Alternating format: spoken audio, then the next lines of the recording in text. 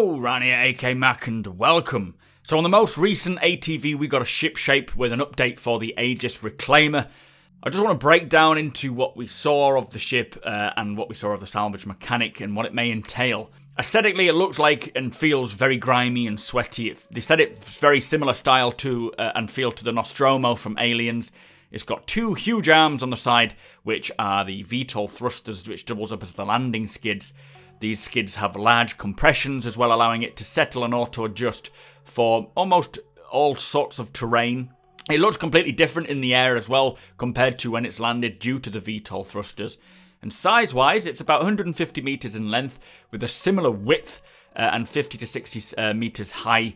The landing pads have been increased again in size, and it looks like they've changed, like the accessing the 00 pads from 3.0. It looks like it's changed in 3.1. It's very close to finish now. It's in the flight prep stage, just hooking up the animation, the UI, the visual effects, the audio, all working on the finishing touches.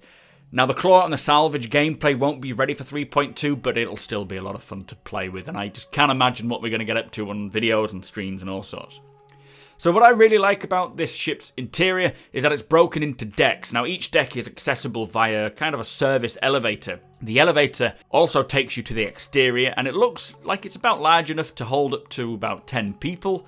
The list of decks that we saw is the salvage balcony, which I assume is where the pilot, the salvage crew, likely where the crew do the work, so the tractor beam and the claw operators sit. Underneath that looks to be the habitation deck, consisting of crew quarters, the captain's quarters, the kitchen area, the place where you would spend most of your time when you're not working.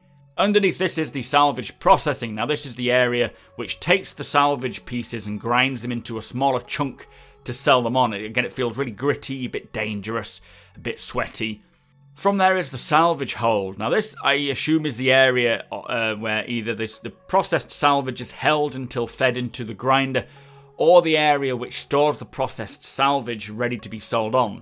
The confusion comes when it says the cargo hold. Now, this could be, depending on the top one, on the salvage hold, this will determine what this deck is for. It could be a separate cargo hold for just random items of your own, which I think it is, rather than for processed salvage. But it could be a place where you store the salvaged goods and that after they've been processed, ready to be sold on. The last one they have is the exit to surface. Now, this is obviously takes you to the surface. Looks like it's quite a long way down on this elevator. In terms of the interior, the way they described it, you've got the crew quarters, which holds 4 beds for 4 crew members. It has a bathroom and a toilet. The captain's quarters has his bed, his own bathroom and toilet. The engineering deck holds the engine, obviously, where it's powering the ship, as well as many other components. The salvage room holds the salvage after it's processed, and then they said the tech deck, which is where the drone bay is, holding 4 salvaging drones with 2 seats for the drone pilots. It's also the location where you will be able to access and repair the drones should you need to. The same deck which holds the gravity generator, which is that really weird spinning ball which has energy around it. What I love about the elevator is that as you approach each floor, you'll probably hear the lift clanging into position and the doors opening up. If you're in the lift, it will open up to a real cool view of each different deck. If you're already on the level, it will create this sort of eerie vibe where the doors open and you just wait to see what comes out of it. Each deck will likely have its sort of slightly different feel to it. The salvaging decks I would expect to feel more hot, sweaty and industrial, whereas the habitation decks should have more of a cleaner, brighter atmosphere where you can feel a little more relaxed. Now, they spoke about the gameplay for salvaging and for the Reclaimer. Now, it says that the Reclaimer has 5-man crew to be effective, but there's more than just 5 stations. You've got the pilot, the claw operator, 2 tractor beam operators, 2 drone operators, the processing station, 2 engineering stations, 2 remote turret operating stations, and 2 scanning stations. When fully operational with a full crew, it'll be a real team effort, and it'll just feel like everyone is working towards the same goal. Probably one of the most best suited multi-crew ships. I'm just so excited to get on board one and see everyone doing what they're supposed to be doing. The intention for the ship is that it's a long-distance, long-duration ship, so being on board for long periods of time, which is why we have the commodities like the kitchen area, the bathrooms, the bedrooms. Basically, they say the drones get sent out of the top of the ship and searches for ships or things to salvage. You send them into areas which are harder to reach for the Reclaimer, so it can work out whether or not it's worth the Reclaimer going further in or pulling things out of. The pilot then gets close to the wreckage and lights up the area using these 2 huge sets of floodlights on the front. The claw operator then, who is sat next to the pilot, I suppose for better communication, holds the wreckage in place and then using the lasers breaks it into pieces. Sat behind the pilot and the claw operator are 2 beam operators or tractor beam operators.